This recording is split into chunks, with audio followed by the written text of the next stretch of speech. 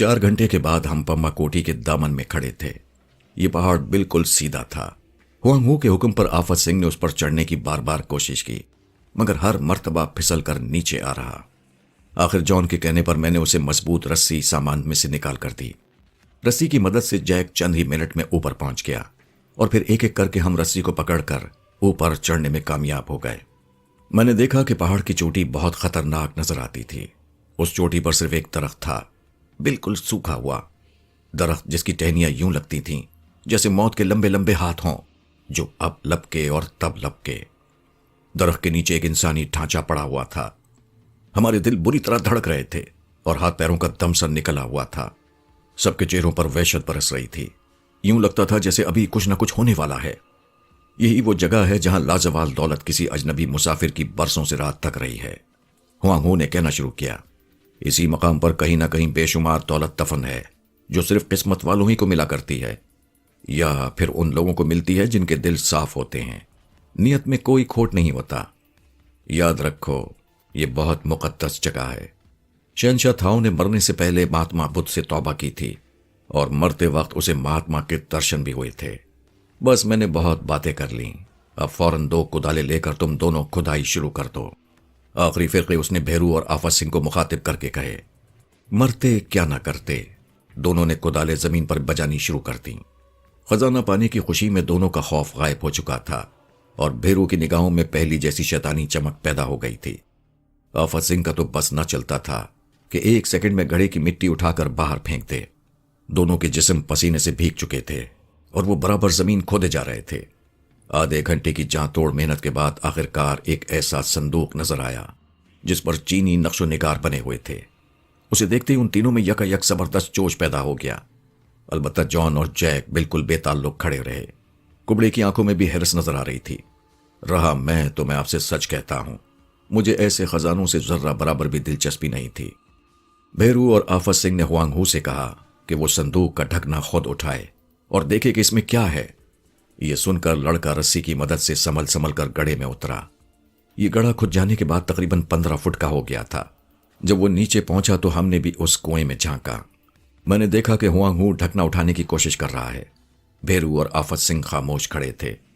अचानक मैंने देखा कि भेरू का कुदाल वाला हाथ ऊपर उठ रहा था। हुआंग हू को झुके देखकर उसकी आंखों में नफरत पैदा हो गई और फिर उसने कुदाल पूरी कुव्वत से उठाकर लड़के की कमर में पेवस कर दी। वो एक जबरदस्त चीख मारकर पीछे की तरफ गिरा और ऐसा करते वक्त संदूक का ढकना खुल गया। हमने देखा कि संदूक में शहंशाह के पेश कीमत कपड़े नजर आ रहे थे। भेरू ने मरते हुए लड़के की कोई परवाह न की, बल्कि दोनों हाथों से उसने संदूक का सामान बाहर निकालना शुरू कर दिया। हुआंग हू अध खुली आंखों से उसकी ये हरकत देख रहा था। खजाना तो क्या, संदूक में से एक छोटा सा सिक्का भी बरामद नहीं हुआ। अलबत्ता चीनी जबान में लिखी हुई एक कागज पर चंद सतरें जरूर निकली। भेरू डाकू अपनी नाकामी से पागल हो गया था। उसने मरते हुए लड़के को झंझोड़ कर रख दिया और बोला, ओ बेवकूफ, बताइए क्या लिखा है, बाद में आसानी से मर लीजिए। हुआंग हू मुस्कुराया। उसने वो तहरीर पढ़ी और अटक अटक कर बताया, यही तो वो 10 खजाने हैं जिनकी हर इंसान को तलाश रहती है। सुनो, खजाने का पहला अनमोल मोती ये है कि हमेशा बुजुर्गों का अदब करो। दूसरा ये कि किसी को हकीर न समझो। तीसरा ये कि कमजोरों का ख्याल रखो और उन पर हाथ न उठाओ। चौथा ये कि दौलत से दूर रहो, ये इंसान को अपनों से दूर कर देती है। फिर 5वां ये कि सबके साथ भलाई करो। छठा ये कि मुसीबत में खुदा को याद करो। 7वां ये कि इबादत करो, ये बुराइयों से दूर रखती है। 8वां खजाना ये कि छोटों से मोहब्बत करो। 9वां ये कि लालच से दिल न भरो और 10वां खजाना ये कि अपनी मौत को हमेशा याद रखो। हुआंग हू ने इतना कहने के बाद बड़ी मुश्किल से लरसते हुए हाथों से अपनी सीप निकाली और उसका ढकना खोल दिया। ऐसा करते ही मकड़ी तो आजाद हो गई, मगर हुआंग हू हमेशा के लिए मौत की कैद में जा बसा। मुझे उस चीनी लड़के पर तरस आ रहा था। उस गरीब को भी क्या मालूम था कि खजाना दरअसल 10 अनमोल हिदायतें होंगी, और इसमें कोई शक नहीं कि ये हिदायत दर हकीकत समझदार इंसानों के लिए खजाने से किसी तरह कम ना थी। अचानक एक भयानक चीख उस कुएं में गूंजी और उस चीख के बाद दूसरी चीख। हमने जल्दी से झांक कर देखा तो भेरू और आफत सिंह के जिस्म पानी बनकर बह रहे थे। मकड़ी ने हुआंग हू का इंतकाम ले लिया था और अब हमारा भी इस मकाम पर खड़े रहने से कोई फायदा ना था, लिहाजा हम नीचे उतरने लगे। पम्मा कोटी पहाड़ से उतरने के बाद हम वापस उसी मकाम पर यानी पालाम कोटा गए जहां पर भेरू ने हमें गिरफ्तार किया था। जॉन ने यह तय किया कि हम एक दिन वहां गुजारें और फिर अपने उस सफर पर रवाना हों जिसके लिए हम बंबई से रवाना हुए थे। सफर सफर, हर वक्त सफर। सच तो यह है कि मैं अब इस सफर से आजिज आ गया था। मेरी जगह कोई और होता तो कभी का अपनी जान छुड़ाकर भाग चुका होता, मगर एक तो नए नए वाकयात में हिस्सा लेने का शौक और दूसरे मेरा अहद, इसलिए मैं मजबूर था कि सफर में साथ रहूं। रास्ते में क्या हुआ, रात भर हम किस तरह चलते रहे, क्या क्या मुश्किलात पेश आईं, मेरे ख्याल में मुझे ये सब आपको बताने की जरूरत नहीं, क्योंकि मैं बेकार सी बातों से अपनी इस दास्तान को बिला वजह लंबा नहीं करना चाहता। बस मुख्तसरन यूं समझ लीजिए कि हम रात के 4 बजे के करीब माहीगीरों की एक बस्ती में पहुंच गए। ये सब लोग बिल्कुल नंग थड़ंग थे और उनका रंग भी बिल्कुल काला था। जबान ऐसी बोलते थे जो कम से कम मेरे लिए अजीब थी। खुदा जाने कौन सी जबान थी। बहरहाल जॉन, जिसका दावा था कि दुनिया की बहुत सी जबानें समझ सकता है, इस जबान को बिल्कुल नहीं जानता था। बस्ती वाले पहले तो हमें पागल समझकर भाग गए, मगर जब हमने इशारों से उन्हें करीब बुलाया तो डरते डरते पास आए। ऐसा लगता था जैसे वो हमें डाकू समझ रहे हों, क्योंकि बंदूक देखकर हर कोई यही सोच सकता था। मुमकिन है भेरू और आफत सिंह ने कभी उन लोगों को परेशान किया हो, इसलिए वो हमसे डर गए थे। बड़ी मुश्किल से हमने उन्हें समझाया कि हमें कपड़े चाहिए। एक बूढ़ा माहीगीर हमें अपने साथ लेकर बस्ती के अंदर गया और फिर हमें एक झोपड़ी के अंदर चलने का इशारा किया। झोपड़ी के अंदर एक बहुत ही बूढ़ा शख्स नारियल की चटाई पर बैठा हुआ ताड़ी पी रहा था। हमें देखकर वो जल्दी से खड़ा हो गया। पेशतर इसके कि माहीगीर उससे कुछ कहता, कुबड़े चीतन ने आगे बढ़कर एक अजीब जबान में उससे बातें शुरू कर दी। हमें बड़ी हैरत हुई और साथ ही ये तशवीश भी कि खुदा जाने ये कम वक्त इस अजनबी से क्या कहते। बड़ी मुश्किल का सामना था। हम उन लोगों की एक बात ना समझ सकते थे और वो आपस में बराबर बातें किए जा रहे थे। डर ये था कि कहीं कुबड़ा उन्हें अपना हमदर्द न बना ले। अगर ऐसा हो गया तो फिर हम कहीं के ना रहेंगे। काफी देर तक बातें करते रहने के बाद बूढ़ा हमसे मुखातिब हुआ। पहले तो उसने हम सबको ऊपर से नीचे तक बड़े गौर से देखा और फिर जॉन से अंग्रेजी में बोला, आपका साथी कह रहा है कि आपको समंदर में किसी नामालूम जजीरे पर जाना है और इसके लिए आपको किसी स्टीमर या किश्ती की जरूरत है। बूढ़े की जबान से अंग्रेजी सुनकर हम बहुत खुश हुए और साथ ही ये सोचकर भी इत्मीनान हुआ कि कुबड़ा अभी तक हमारा वफादार है, क्योंकि अगर वफादार ना होता तो हमें फंसाने का उसके लिए यह बेहतरीन मौका था। जॉन ने आगे बढ़कर कहा, जी हाँ, हमें स्टीमर या कश्ती की सख्त जरूरत है। क्या मिल सकेगी? मिल जाएगी, मगर समंदरी पुलिस आपको जरूर परेशान करेगी। बूढ़े ने कहा, आप इसकी फिक्र मत कीजिए। पासपोर्ट के अलावा मेरे पास हुकूमत हिंद का खास इजाजतनामा भी मौजूद है। बस तो फिर एक तेज रफ्तार बादबानी जहाज 4 मल्लाहों के साथ आपको मिल सकता है। यह हमारी बस्ती का जहाज है। आपको जरूरत है तो आप ले लीजिए और उसकी कीमत दे दीजिए। मुख्तसर ये कि सब बातें मुकम्मल तौर पर तय हो जाने के बाद वो छोटा सा जहाज हमने खरीद लिया। प्रोग्राम ये था कि हम लोग सुबह को रवाना हो जाएंगे। अब शाम हो रही थी, इसलिए अब हमने आराम करने की ठानी ताकि सुबह को समंदरी सफर के लिए ताज़ा दम हो जाएं। सब जरूरी काम करने के बाद जब हम आराम करने के लिए लेटे तो मैं दिल ही दिल में कुबड़े के बारे में सोचता रहा।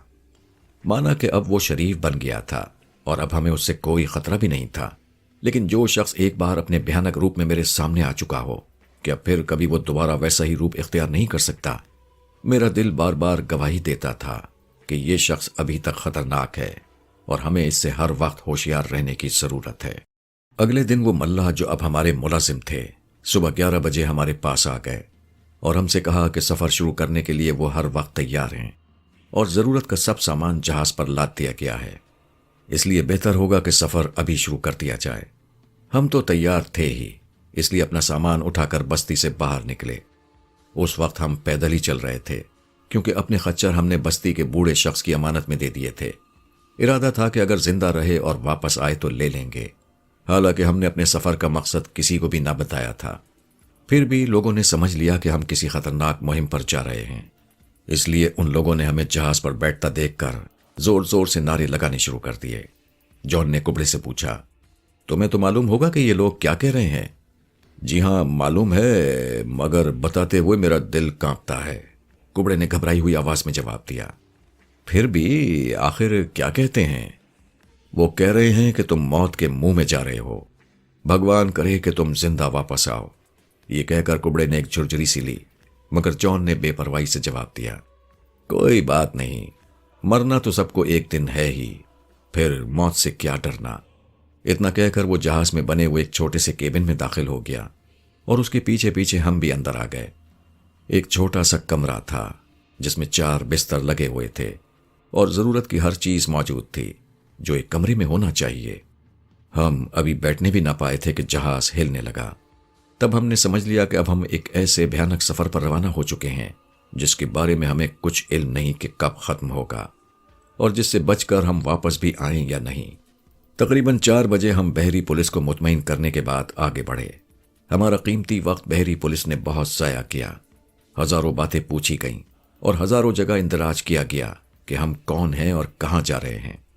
اسٹیمر کے بجائے یہ ایک چھوٹا سا جہاز بہت مفید ثابت ہوا، اس لیے کہ اسٹیمر کے لیے ہمیں تیل بہت مقدار میں اپنے ساتھ رکھنا پڑا۔ ایسے لمبے سفر کے لیے کتنا تیل جمع کرنا ہوتا، اس کا اندازہ میرے بجائے آپ خود لگا لیجئے۔ میں تو صرف اتنا سمجھ سکتا ہوں کہ تیل کے ڈرم سے ہی پورا اسٹیمر بھر جاتا اور ہمارے لیے ذرا سی بھی جگہ نہ رہتی۔ بادبانی جہاز بہتر یوں تھا کہ ایک تو اس کے لیے کسی تیل کی ضرورت نہیں پڑتی، دوسرے اس میں جگہ بھی کافی تھی۔ جہاز کی رفتار اس وقت 15 ناٹ فی گھنٹہ تھی۔ 6 بج رہے تھے اور سورج اب چھپ رہا تھا۔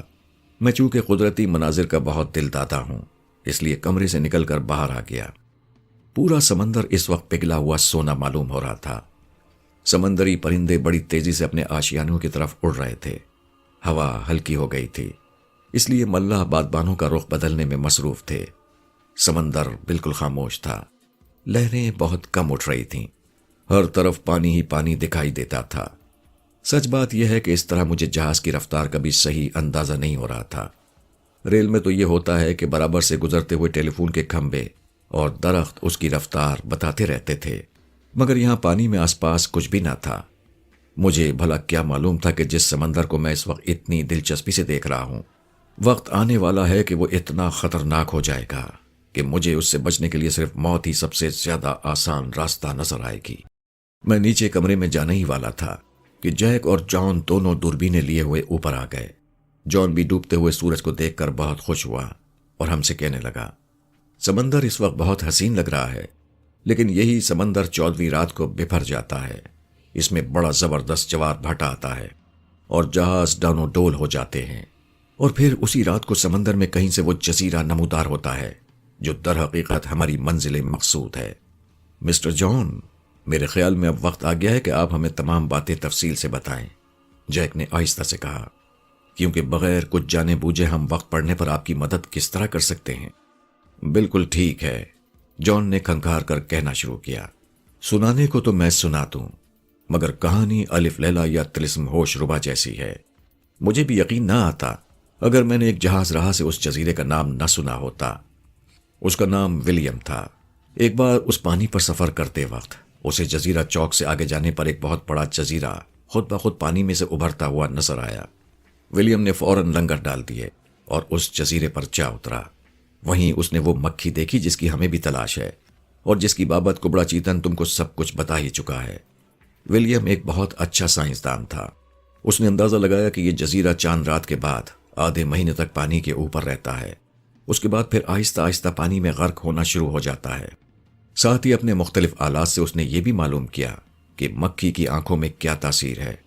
پورے 14 دن اس جزیرے میں گزارنے کے بعد آخر ولیم مکھی کے بارے میں ایک ایک بات معلوم کر کے پھر اپنے جہاز میں بیٹھ گیا اور سالوں بعد امریکہ پہنچا۔ اپنے سفر کے حالات اس نے ایک کتاب میں لکھے تھے اور اسی کتاب سے مجھے یہ باتیں معلوم ہوئی ہیں۔ مگر آپ نے ان باتوں کا یقین کیسے کر لیا؟ ہو سکتا ہے کہ یہ باتیں غلط بھی ہوں۔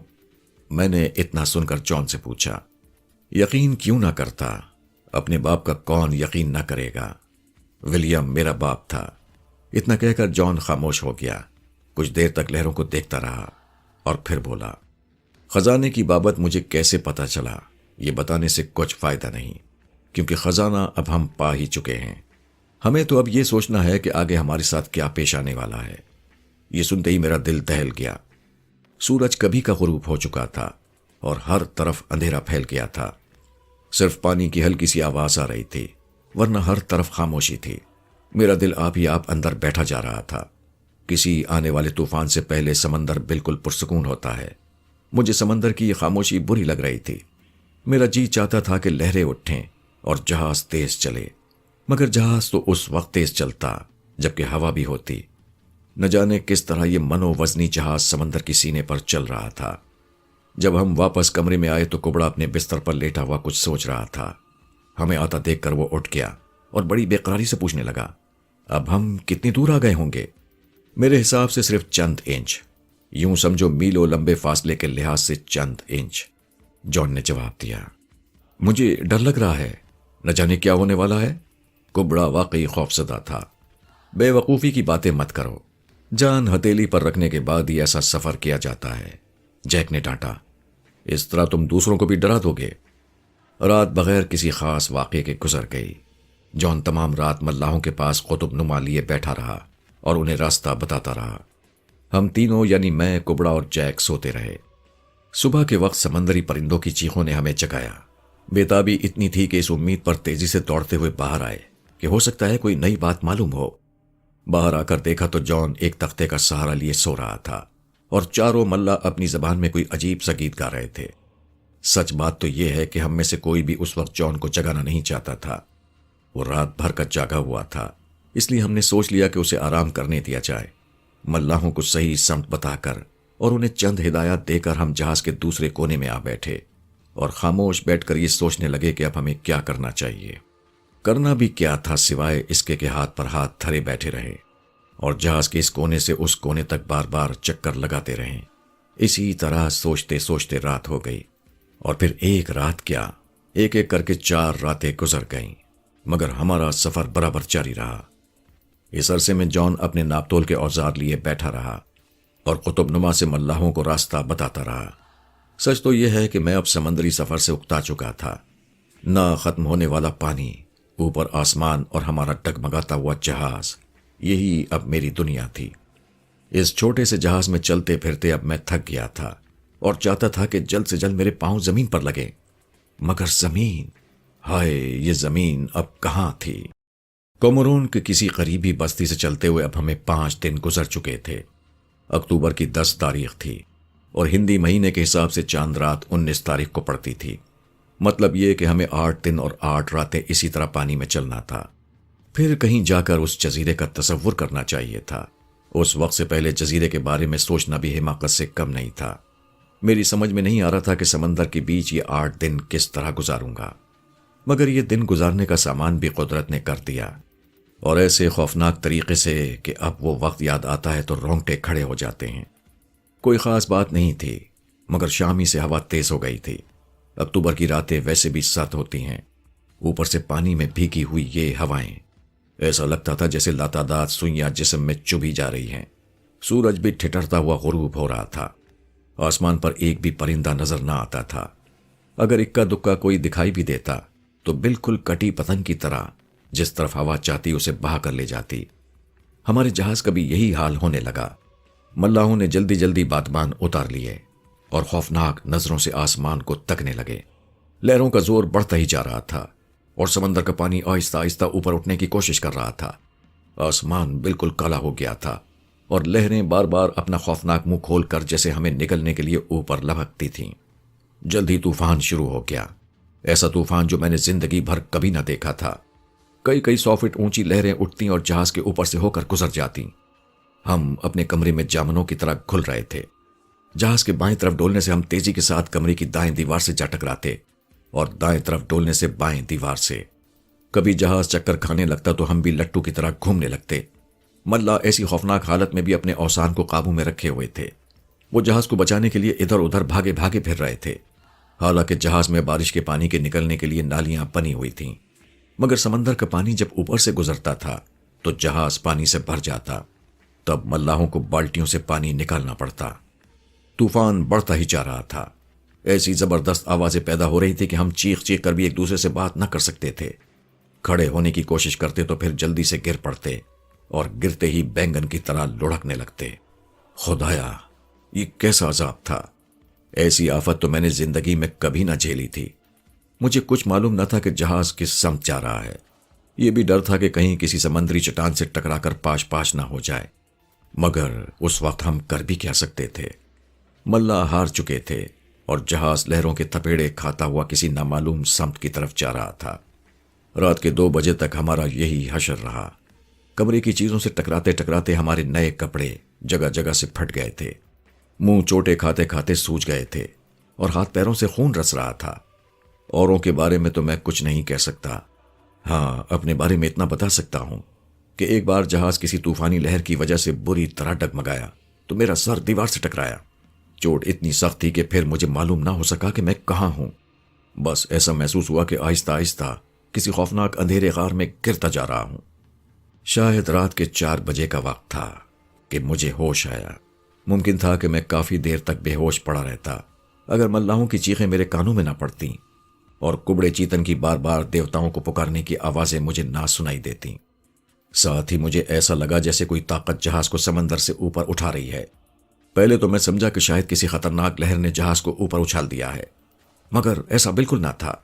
جہاز بالکل نہیں ڈگمگا رہا تھا، لیکن وہ کسی ترازو کے پلڑے کی طرح آہستہ آہستہ اوپر اٹھتا جا رہا تھا۔ میں نے حیرت سے جان اور جیک کو دیکھا، وہ بھی خاموش کھڑے تھے، یوں لگتا تھا جیسے انہیں سکتہ ہو گیا ہو۔ میرے حواس آہستہ آہستہ قابو میں آتے جا رہے تھے۔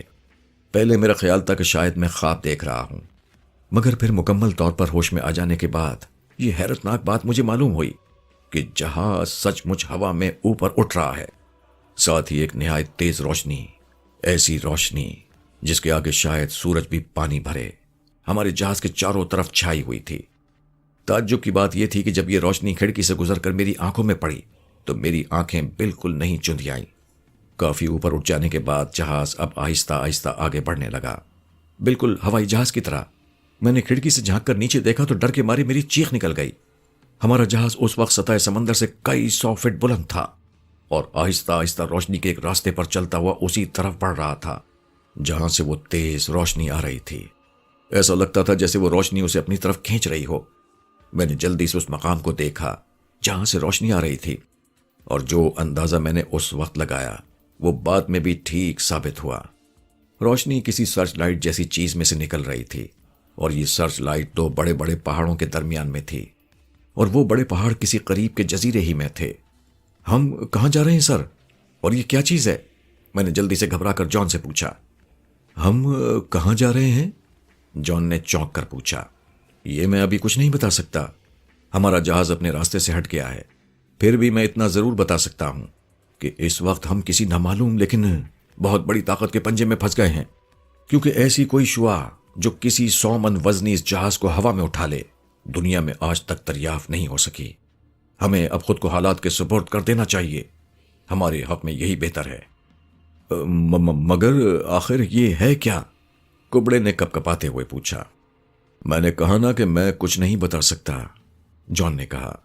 کچھ دیر بعد خود ہی پتہ چل جائے گا، مگر اتنا میں ہر ایک کو بتائے دیتا ہوں کہ اپنی مرضی سے کوئی کام نہ کیا جائے، جو میں کہوں اسے مانا جائے، کیونکہ ہم کسی معمولی طاقت کے اثر میں نہیں ہیں، بلکہ کسی بہت بڑی سائنسی طاقت نے ہمیں کھلونا بنا لیا ہے۔ اور وہ طاقت… اتنا کہہ کر جان خاموش ہو گیا، مگر ہم نے بےتابی سے پوچھا، کون ہے وہ طاقت؟ وہ کم از کم اس دنیا کی نہیں معلوم ہوتی، بلکہ کسی دوسرے سیارے کی ہے، جان نے آہستہ سے جواب دیا۔ میں بیان نہیں کر سکتا کہ یہ سن کر جسم کس بری طرح لرزا ہے۔ طوفان نے پہلے ہی ادمرا کر دیا تھا، لیکن یہ سن کر تو ایسا لگا جیسے ہمارے جسموں میں طاقت ہی نہیں ہے۔ میں اپنے آپ ہی جہاز کے تختے پر بیٹھ گیا، حالانکہ اس میں میرے ارادے کو کوئی دخل نہ تھا۔ جہاز برابر اس رفتار سے اس نامعلوم روشنی کی طرف کھینچا چلا جا رہا تھا۔ خدا جانے وہ روشنی کیا تھی اور کون سے جزیرے میں تھی۔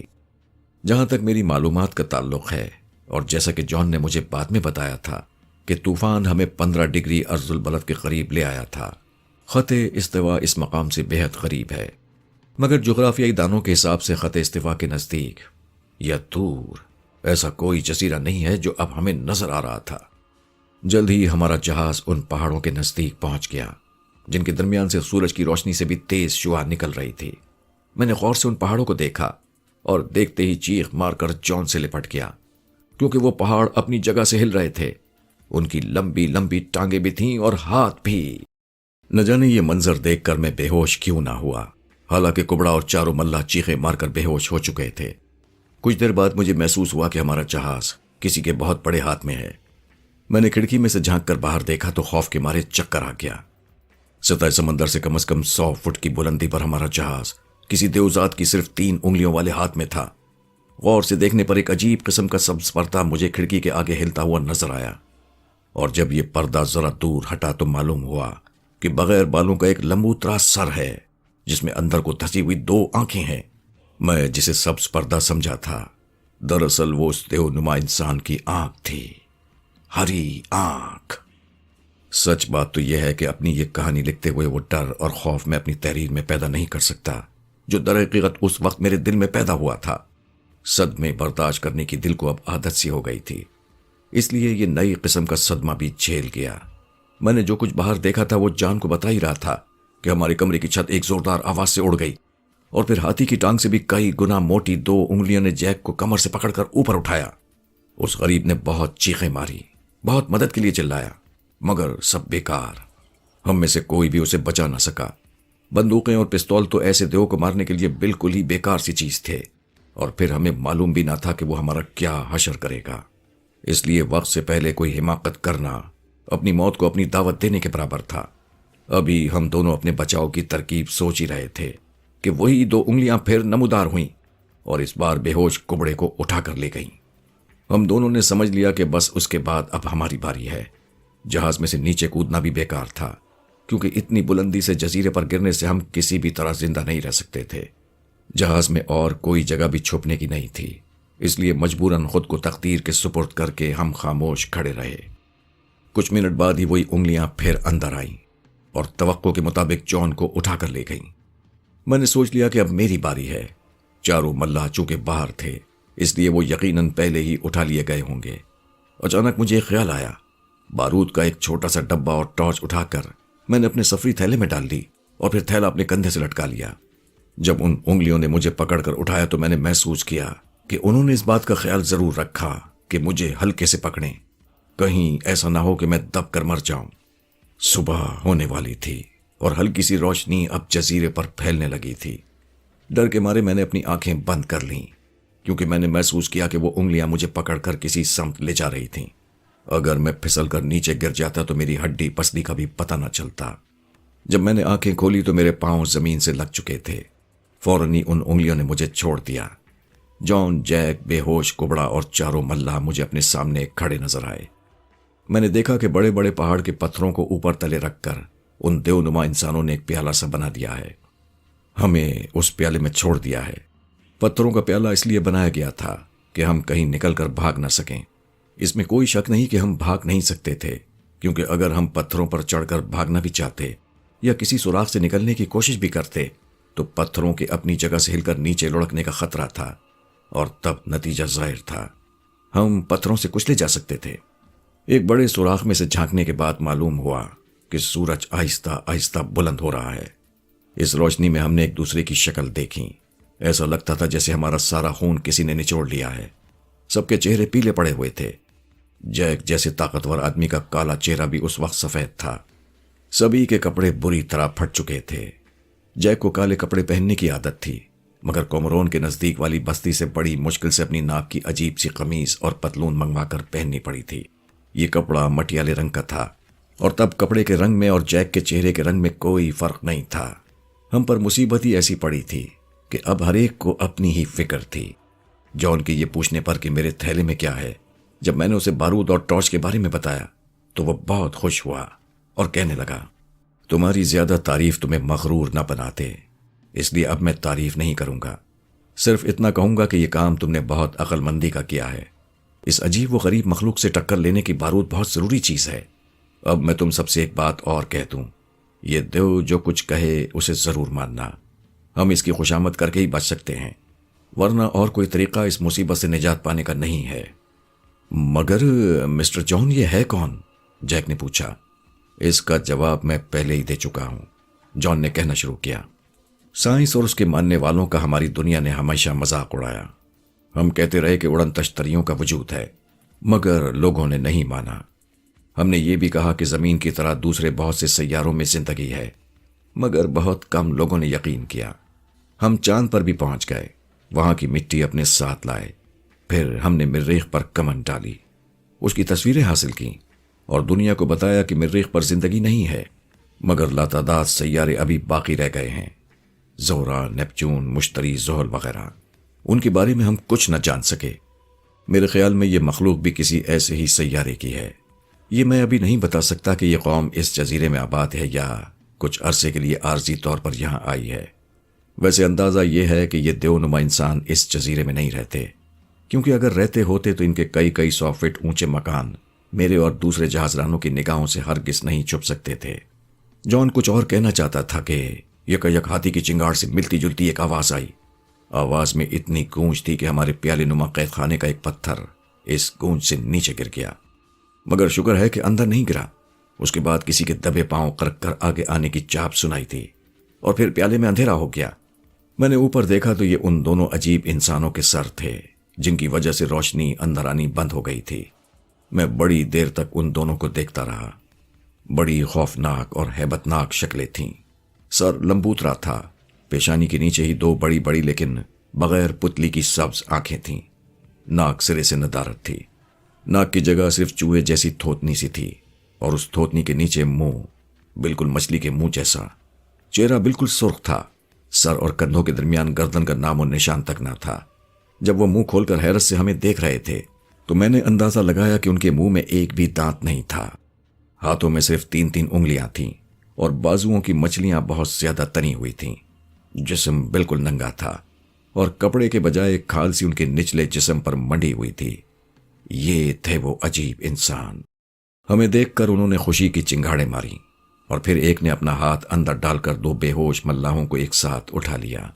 ملاحوں کو اپنی ہتھیلی پر لٹا کر انہوں نے ہلا جلا کر دیکھا اور پھر یہ سوچ کر کہ یہ کھلونے تو خراب ہو گئے ہیں، انہوں نے دونوں ملاحوں کی ٹانگیں پکڑ کر انہیں دور پھینک دیا، بالکل اس طرح جیسے ہم چوہے کی دم پکڑ کر انہیں دور پھینک دیتے ہیں۔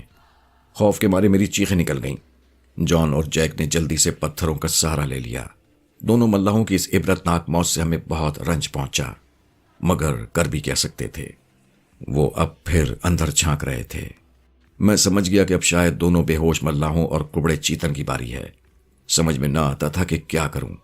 خدا کی ذات پر مجھے پورا بھروسہ تھا۔ مجھے یہ بھی معلوم تھا کہ وہ مصیبت کے وقت اپنے بندوں کی ضرور مدد کرتا ہے، اور پھر سچ بات تو یہ ہے کہ خدا نے ہی میرے دل میں وہ خیال پیدا کیا جس نے بعد میں ہم سب کی زندگیاں بچا لیں۔ میں نے جلدی سے آگے بڑھ کر اپنی چھاگل میں سے پانی نکال کر دونوں ملاحوں اور کبڑے کے چہرے پر چھڑکا۔ ایسا کرنے سے وہ فوراً ہوش میں آ گئے، اور ان کے ہوش میں آتے ہی میں نے آہستہ سے کہا، خبردار، دوبارہ بے ہوش ہونے کی کوشش مت کرنا، ورنہ برا حشر ہوگا۔ ڈرو مت اور ہمت سے کام لو۔ ملا پھٹی خوفزدہ نظروں سے اس مخلوق کو دیکھنے لگے۔ کبڑا بھی لرزتا کانپتا جان کے پاس آ کر کھڑا ہو گیا۔ دونوں دیو اب حیرت سے مجھے دیکھ رہے تھے۔ آخر ان میں سے ایک نے جھک کر باہر سے کوئی چیز اٹھا کر اپنی ہتھیلی پر رکھ لی۔ میں نے غور سے دیکھا تو وہ ایک مردہ ملا تھا۔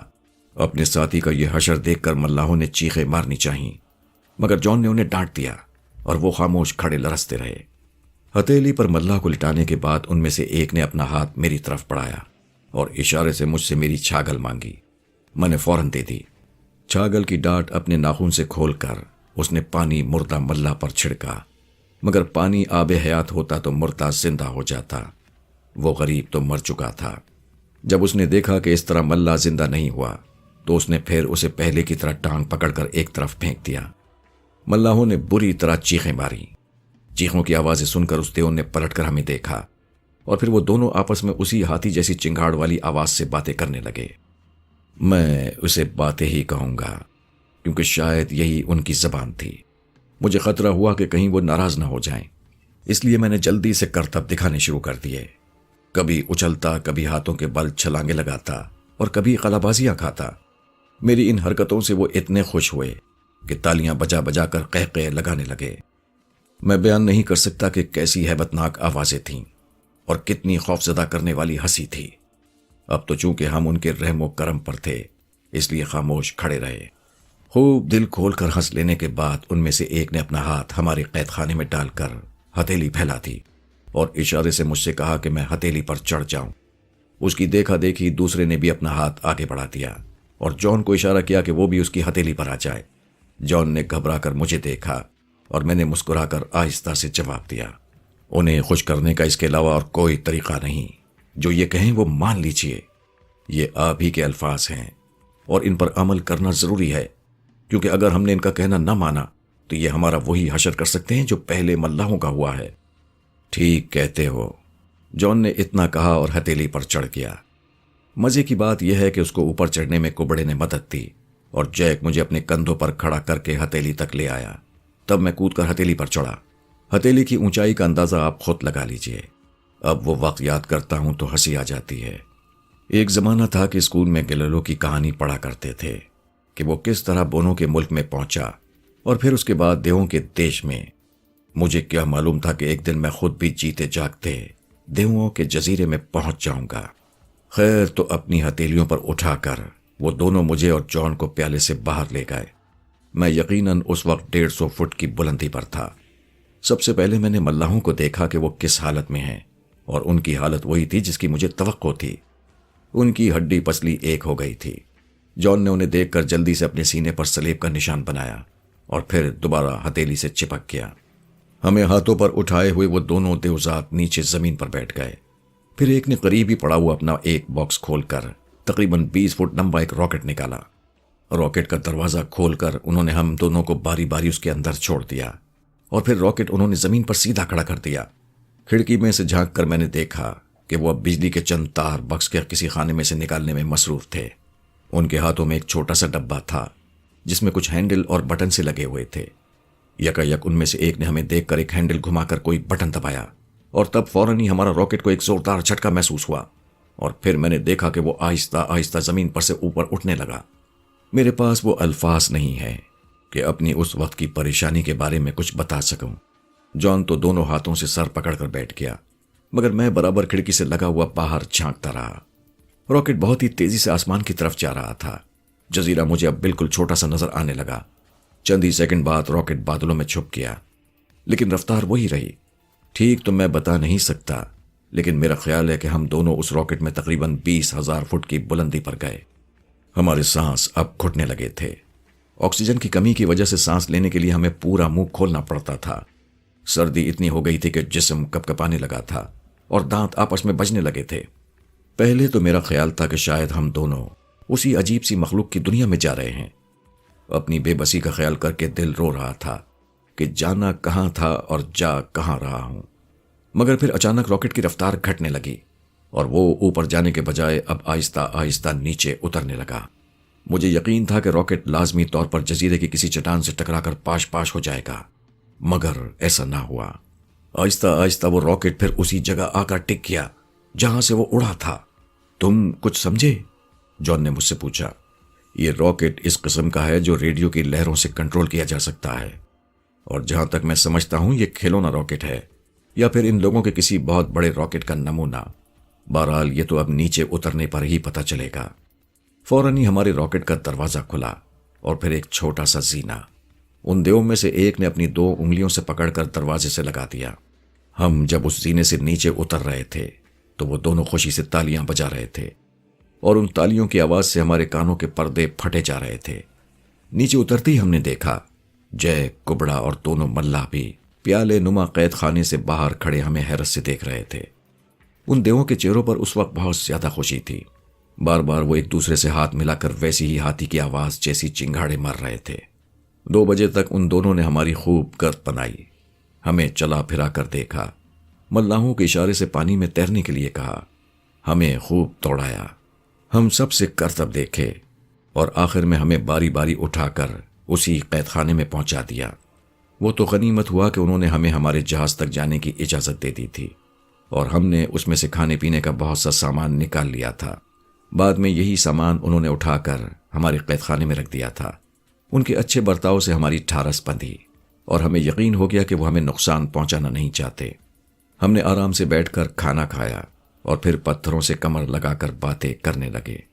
سب سے پہلے جیک نے کہا، مسٹر جان، میرے خیال میں وہ دونوں کہیں دور چلے گئے ہیں، کیوں نہ ہم یہاں سے بھاگ چلیں؟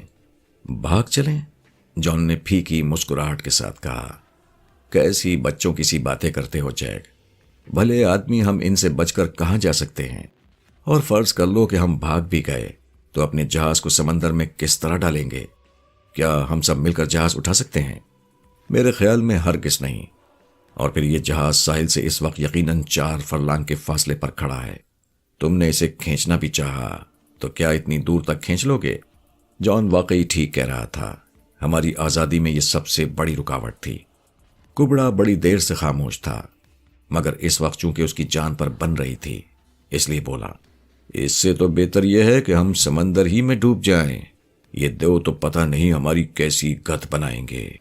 ایک ملا نے اس کی ہاں میں ہاں ملا کر کہا، ڈوبیں کیوں صاحب؟ اگر ہم بچ گئے تو اس جزیرے سے کوئی درخت کاٹ کر اس کی کشتی بنا لیں گے۔ کشتی بنانا ہم دونوں کے لیے کوئی مشکل کام نہیں ہے۔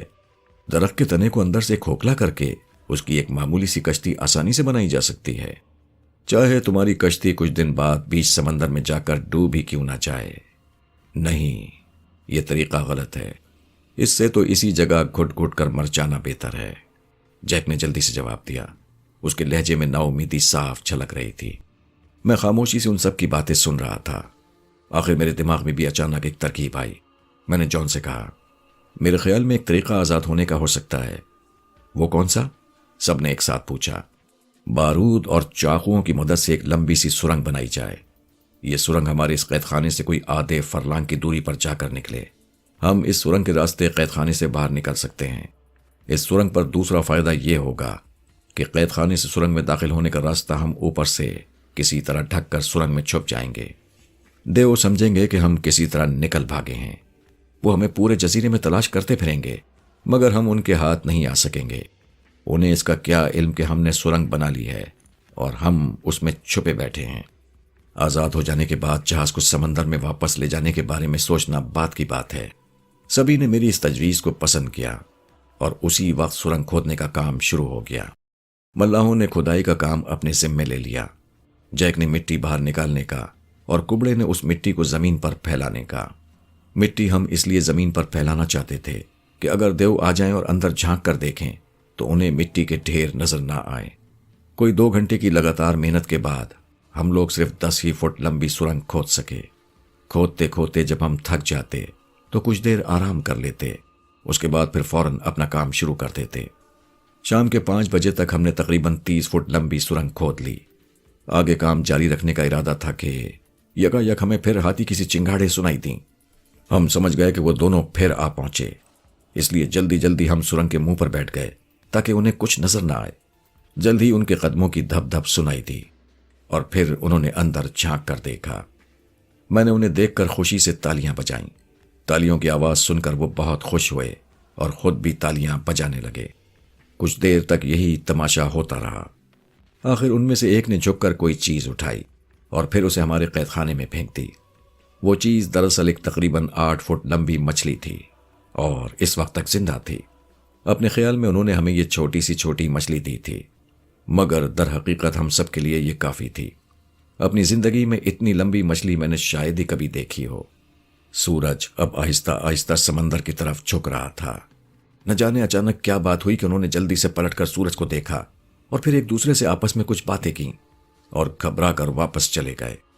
ہم نے اطمینان کا سانس لیا اور سرنگ کا کام ادھورا چھوڑ کر مچھلی پر پل پڑے۔ مگر اب یہ سوال پیدا ہوا کہ بغیر لکڑیوں کے ہم مچھلی کو آگ پر کس طرح بھونیں؟ ایک طریقہ ہو سکتا ہے، جان نے کہنا شروع کیا۔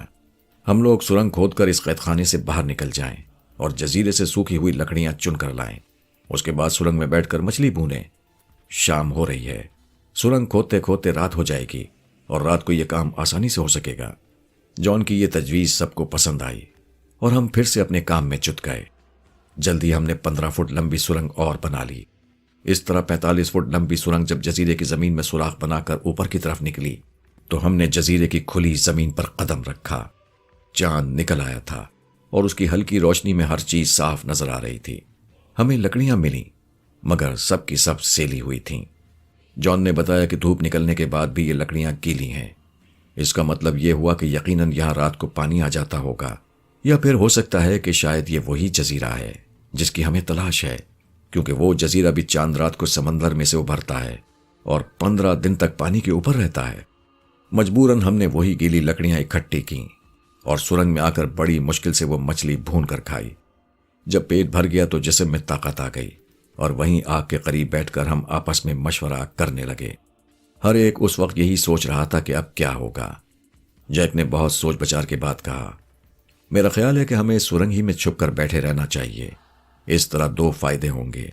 پہلا تو یہ کہ ہم ان دیو نما انسانوں کا کھلونا نہیں بن سکیں گے۔ دوسرا یہ کہ کسی آتے جاتے جہاز کو ہاتھ ہلا کر یا سگنل دے کر ہم اسے اپنی مدد کے لیے بلا سکیں گے۔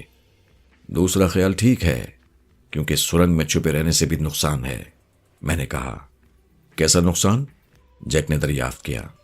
نقصان یوں ہے کہ ہمیں نہ پا کر وہ دیو غصے میں آ جائیں گے، اور اگر کسی نے ہماری سرنگ کے اوپر کوئی چٹان وغیرہ گرا دی تو ہمارے لیے بڑی مشکل ہوگی۔ سرنگ اندر سے کھوکھلی ہوا کرتی ہے، چٹان کے گرنے سے وہ اندر سے دب جائے گی اور تب ممکن ہے ان پر ہمارا راز فاش ہو جائے۔ اس لیے بہتر یہی ہے کہ ہم کسی غار ہی میں پناہ لیں۔ جان نے میری اس تجویز سے اتفاق کیا اور پھر ہم رات کے اندھیرے میں چٹانوں کی آڑ لیتے ہوئے ادھر ادھر غور سے دیکھتے ہوئے کسی غار کی تلاش میں نکلے۔ بڑی جان توڑ کوشش کے بعد ایک ایسا غار مل گیا، مگر یہ غار ایک چٹان کے بالکل نیچے تھا اور سمندر اس کے دہانے سے بالکل لگ کر بہ رہا تھا۔ ہم نے مجبوراً اسی غار کو اپنے لیے پسند کیا۔ ٹارچ یہاں بہت کام آئی۔ ہم نے اسے جلا کر پہلے غار کو دیکھا۔ نہایت صاف ستھرا غار تھا۔ اس میں قدم رکھنے کے بعد ہم نے اطمینان کا سانس لیا۔ چونکہ ہم بری طرح تھکے ہوئے تھے، اس لیے غار میں پہنچتے ہی فوراً سو گئے۔ ہماری آنکھ اس وقت کھلی جب سمندر کے پانی نے اندر غار میں آ کر ہمارے جسم کو گیلا کر دیا۔ شاید یہ تیز ہوا کا کرشمہ تھا۔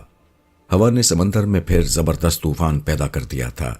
لہریں بوکھلائی ہوئی آتی اور غار میں جگہ ڈھونڈنے میں ناکام رہ کر پھر واپس چلی جاتی۔ اس وقت صبح کے 5 بج رہے تھے۔ جاگنے کا وقت تو ویسے بھی ہو گیا تھا، لیکن اگر لہریں ہمیں اس طرح آ کر نہ اٹھاتی تو شاید ہم سوتے ہی رہتے۔ ڈرتے ڈرتے ہم لوگ غار میں سے باہر آئے۔ ہم سب کے کپڑے، اگر آپ انہیں چیتڑے سمجھیں تو بہتر ہوگا، بھیگ چکے تھے اور اب غار میں جگہ بھی نہیں رہی تھی۔ باہر آتے ہی ایک عجیب نظارہ ہمارے دیکھنے میں آیا۔ وہ دونوں دیو غصے میں بھرے ہوئے تھے اور ہمارے قید خانے کے پتھر اٹھا اٹھا کر ادھر ادھر پھینک رہے تھے۔ ہم جانتے تھے کہ ہمیں قید خانے میں نہ پا کر وہ یہی کریں گے۔ ہم خاموشی سے ایک چٹان کی اوٹ میں کھڑے ہوئے ان کی حرکتیں دیکھ رہے تھے۔ ہمیں ایک ایک جگہ تلاش کرنے کے بعد آخرکار وہ جلدی جلدی پورے جزیرے میں چکر لگانے لگے۔ ان کے ایک قدم کا فاصلہ تقریباً آدھے فرلانگ کا تھا۔ جلد ہی ان میں سے ایک اس جگہ آ گیا جہاں ہم چھپے ہوئے تھے۔ اس وقت ہم لوگوں نے ڈر کے مارے اپنی سانسیں تک روک لی تھیں اور سب کے سب چٹان سے بالکل چھپکلی کی طرح چپک کر رہ گئے تھے۔ جہاں تک میں سمجھتا ہوں اس دیو نے شاید ہمیں سونگ کر پہچانا۔ ہو سکتا ہے کہ اس کے نزدیک ہم زمین کے انسانوں کے جسموں سے کوئی خاص بو نکلتی ہو۔ حقیقت شاید یہی تھی، کیونکہ اس نے جھک جھک کر ہمیں ہر طرف دیکھنا شروع کر دیا۔ میں دل میں سوچ رہا تھا کہ برے پھنسے۔ اگر اس وقت ہم غار ہی میں ہوتے تو یہ کمبخت ہمیں پھر کسی طرح بھی نہ پا سکتا تھا، مگر یہاں کھلے میدان میں کسی وقت بھی ان کی نظروں میں آ جانے کا خطرہ تھا۔ اور پھر آخرکار یہ خطرہ ہمیں پیش آ ہی گیا۔ اس نے ہمیں دیکھ لیا اور غصے کے مارے اس نے بڑے زور کی چنگاڑ ماری اور پھر فوراً ہی ہمیں پکڑنے کے لیے ہاتھ بڑھایا۔ بھاگو بھاگو، یہ کہہ کر جیک سب سے پہلے اس کی ٹانگوں کے نیچے سے نکل کر بھاگنے لگا۔ دیو اسے بھاگتا دیکھ کر یکا یک اس کی طرف پلٹ گیا، حالانکہ وہ اپنی پوری قوت سے بھاگ رہا تھا۔ مگر دیو نے ایک قدم بڑھایا تو جیک اس کے دونوں قدموں کے درمیان میں آ گیا اور دوسرا دیو جیک کو پھنسے ہوئے دیکھ کر ہماری طرف متوجہ ہوا۔ پھر آہستہ آہستہ اس نے ہماری طرف اپنا ہاتھ بڑھانا شروع کیا۔ اس وقت وہ سخت غصے میں تھے، کیونکہ ہم نے ان کی مہربانیوں کا ناجائز فائدہ اٹھایا تھا۔ کسے معلوم تھا کہ وہ ہمیں پکڑ کر کیا سلوک کرتے۔ اب جب وہ وقت یاد آیا تو روح لرس جاتی ہے اور سارے جسم میں سنسنی سی دوڑنے لگتی ہے۔ میں بڑی دیر تک سوچتا رہتا ہوں کہ کتنے حیرت انگیز اور بھیانک حالات سے مجھے گزرنا پڑا تھا۔ دیو کا ہاتھ اب جان تک پہنچ چکا تھا۔ جیک نے تو خیر بھاگنے کی ہمت بھی کر لی تھی، مگر ہم اب بالکل بے بس تھے۔ ہمارے ایک طرف سمندر تھا اور دوسری طرف چٹانیں اور تیسری طرف دیو۔ ہم بھاگ ہی نہیں سکتے تھے۔ ملہ بری طرح چیخ رہے تھے اور کبڑا چیتن بار بار دیوتاؤں کو یاد کر رہا تھا۔ میں اس زمانے میں بہت زیادہ بہادر تو نہیں تھا، اس لیے خوف کے مارے میں نے بھی اپنی آنکھیں بند کر لیں۔ یکا یک ایک بہت ہی زور کی چنگاڑ سنائی تھی، اتنے زور کی کہ ان دونوں دیووں کی چنگاڑ اس کے آگے کچھ بھی نہیں تھی۔ پتھر لڑکنے لگے، چٹانیں ٹوٹ ٹوٹ کر گرنے لگیں اور جزیرے کی زمین لرزنے لگی۔ ہم نے گردن اونچی کر کے دیکھا اور ہم نے جو کچھ دیکھا اس کو بیان کرنے کے الفاظ نہیں ملتے۔ یوں سمجھیے کہ ہمارے اوسان خطا ہو گئے۔ اور جسم کی قوت اچانک ختم ہو گئی۔ ایک تیسرا لیکن سب سے بڑا دیو چٹانوں کے پیچھے سے نمودار ہوا اور آگے بڑھ کر اس نے ایک دیو کا ہاتھ پکڑ لیا، گویا منع کرنا چاہتا ہو کہ ہمیں نہ پکڑے۔ پہلے دونوں دیو اس کے مقابلے میں بچے نظر آتے تھے۔ وہ دونوں سہم گئے اور خوف زدہ نظروں سے آنے والے دیو کو دیکھنے لگے۔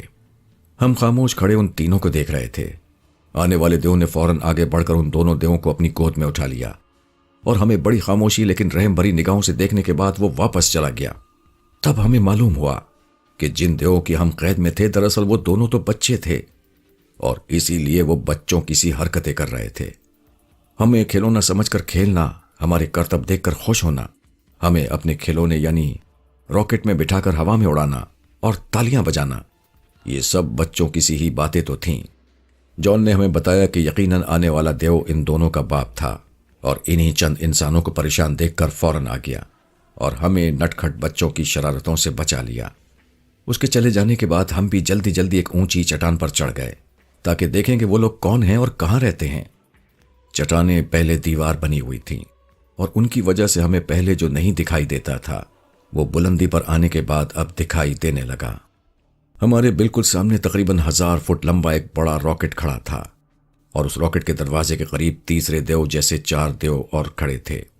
جب بچوں کا باپ انہیں گود میں لیے ہوئے دروازے کے اندر داخل ہو گیا تو وہ چاروں بھی جلدی سے راکٹ میں چڑھ گئے۔ کچھ ہی دیر بعد راکٹ کا نچلا حصہ شعلے اگرنے لگا اور پھر ایک زوردار آواز کے ساتھ راکٹ پلک چپکتے ہی میں کئی 100 فٹ اوپر چلا گیا۔ چند سیکنڈ تک وہ ہمیں آسمان میں دکھائی دیتا رہا اور پھر تارا بن کر نظروں سے غائب ہو گیا۔ راکٹ کے غائب ہو جانے کے بعد ہم نے اطمینان کا لمبا سانس لیا اور پھر جزیرے پر ایک نظر ڈالی۔ جزیرہ بالکل سنسان تھا، آبادی کا ذرا بھی نشان نہیں تھا، لیکن ایک چیز ایسی تھی جس نے ہم کو حیرت زدہ کر دیا اور وہ چیز کافی فاصلے پر نظر آ رہی تھی۔ در حقیقت یہ عجیب قسم کی تراشی ہوئی چٹانیں تھیں اور اتنی دور سے بالکل انسانوں کے قد آدم مجسمے نظر آتی تھیں۔ جان نے دوربین نکال کر انہیں بغور دیکھا اور پھر حیرت سے کہنے لگا، تعجب ہے، کسی صورت سے یقین نہیں آتا، کہیں میری نظریں دھوکہ تو نہیں کھا رہی ہیں؟ کیا بات ہے؟ ہم نے اشتیاق سے ایک ساتھ پوچھا۔ یہ چٹانیں بڑی خوبی اور مہارت سے انسانوں کی شکل جیسی تراشی گئی ہیں۔ مجسمے ملنا تو خیر حیرت کی کوئی بات نہیں، تعجب تو اس پر ہوتا ہے کہ اس ویران جگہ پر یہ مجسمے کیسے آ گئے، اور پھر ایسا لگتا ہے جیسے یہ مجسمے چھوٹے بڑے پتھروں کو جوڑ کر بنائے گئے ہوں، کیونکہ ان میں جوڑ بھی نظر آتے ہیں۔ جوڑ؟ میں نے تعجب سے پوچھا۔ ہاں فیروز، جان نے جواب دیا، ان میں جوڑ موجود ہیں اور میرے خیال میں یہ پتھر کے بت ان لوگوں نے بنائے ہیں جو ابھی آسمان میں اڑ کر گئے ہیں۔ ہو سکتا ہے، میں نے سوچتے ہوئے جواب دیا، لیکن سوال یہ ہے کہ اگر یہ جزیرہ وہی ہے جو چاند رات کو سمندر میں سے نمودار ہوتا ہے تو ان بتوں پر کاہی ضرور جمی ہونی چاہیے، جیسے کہ یہاں کی بہت سی چٹانوں پر جمی ہوئی ہے۔ ذرا غور سے دیکھیے، کیا ان پر کاہی ہے؟ جان نے یہ سوچ کر دوربین پھر آنکھوں سے لگائی اور اچانک اس نے مجھے حیرت سے دیکھا اور کہا، نہیں فیروز، تم نے ٹھیک سوچا، ان بتوں پر کاہی بالکل نہیں ہے۔ اس کا مطلب یہ ہوا کہ یہ وہ جزیرہ نہیں ہے جس کی ہمیں تلاش ہے، جیک نے کہا۔ مگر پتھر کے ان بتوں کا راز ابھی تک ہماری سمجھ میں نہیں آیا، میں نے خوف زدہ نظروں سے اس کی طرف دیکھتے ہوئے کہا۔ میرا مشورہ یہ ہے کہ ہمیں یہ راز سمجھنے کی کوشش بھی نہیں کرنی چاہیے، کبڑے نے جلدی سے کہا، اور جلد سے جلد اس خطرناک جگہ سے دور چلے جانا چاہیے۔ بالکل ٹھیک ہے، بالکل ٹھیک، ملاحوں نے بھی ایک ساتھ کہا، ان کے مطلب کی بات جو تھی۔ جان نے پلٹ کر کبڑے کو دیکھا اور پھر کہا، چیتن، تم اتنے بہادر ہو کر ایسی باتیں کرتے ہو؟ ان باتوں سے بہادری کا کوئی تعلق نہیں، عقل مندی کا تقاضا ہے کہ جان بوجھ کر خطرے کے منہ میں کودنا مناسب نہیں۔ میں نہ تو بزدل ہوں اور نہ ہی خطروں میں کودنے سے گھبراتا ہوں، میں تو صرف یہ چاہتا ہوں کہ ہم جلد سے جلد اس منحوس جزیرے سے دور چلے جائیں، کیونکہ ایسا کرنے سے کم از کم 2 فائدے ہوں گے۔ کون سے فائدے ہوں گے؟ جان نے جلدی سے پوچھا۔ پہلا تو یہ کہ ہم اس خطرے سے دور ہو جائیں گے، کبڑے نے جواب دیا، جو اس جزیرے میں ایک بار پیش آ چکا ہے اور ہو سکتا ہے کہ پھر دوبارہ پیش آ جائے۔ دوسرا فائدہ یہ ہوگا کہ ہم سمندر میں دور جا کر اس جزیرے کا انجام دیکھیں گے، یہ دیکھیں گے کہ آیا یہ وہی جزیرہ ہے جو 15 دن بعد سمندر میں آہستہ آہستہ غرق ہو جاتا ہے، یا کوئی دوسرا۔ جہاں تک میں سمجھتا ہوں یہ طریقہ ہم سب کے حق میں بہتر ثابت ہوگا۔ لیکن میں سمجھتا ہوں کہ یہ بزدلی ہے، جان نے سنجیدگی سے کہا۔ کبڑے نے آگے بڑھ کر غصے سے کہا، اگر یہ بزدلی ہے تو پھر میں بزدل ہی بننا چاہتا ہوں۔ آپ اگر ان بتوں کی طرف بڑھے تو میں سمندر میں کود کر اپنی جان دے دوں گا۔ تمہاری جان دینے یا نہ دینے سے مجھے کوئی فرق نہیں پڑتا، اس لیے تم کو اجازت ہے، جان نے خشک لہجے میں کہا۔ کہنے کو تو کبڑے نے سمندر میں کودنے کا نام لینا بہت آسان سمجھا تھا، مگر جب جان نے اس کی اجازت دے دی تو سوچنے لگا، اور پھر شاید ہمارے سامنے پہلی بار روتے ہوئے کہنے لگا، میں نے عبدل کی بات مان کر زندگی میں سب سے بڑی حماقت کی ہے۔ میں اب مجبور ہوں۔ آپ جانتے ہیں نا کہ میں ایسا نہیں کر سکتا، مجھے اپنی جان پیاری ہے، مگر وہ منہ چھپا کر رونے لگا۔ ملاحوں کے چہرے بھی اتر گئے اور وہ بھی خاموشی سے زمین پر بیٹھ گئے۔